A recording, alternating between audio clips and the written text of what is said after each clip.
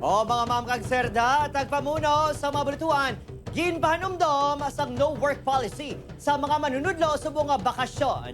Yaring balita ang aton gitutukan. Subong na nga adlaw ang katapusan sa school year 2023-2024 kag handa na para sa iya travel goals ang maestro nga si Chris Joy Cabrera. Amo na gani nami ngay sa ikabulan nga bakasyon, meaning wala gid taw gaday, wala chatay, as in stress free kami nga mga maestro kag mistra. Ang ini nga mga manunudlo, family time naman ang tutukan.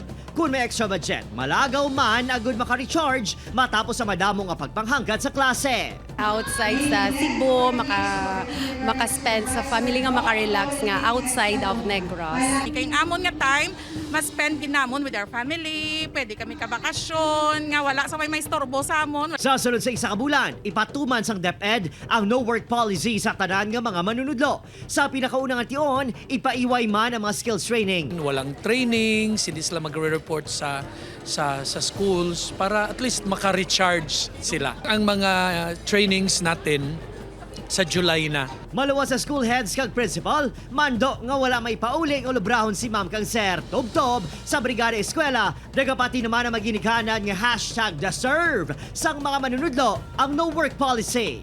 Deserve gid nila sir ng enjoy nila nga vacation. Dapat gid matagaan sila res kay kakapoy man sa sa kabataan namon yung mga salawayon. Sa July 29 ang opening sang klase. Obed Casillo, Adrian Priatos, 1 Western Visayas.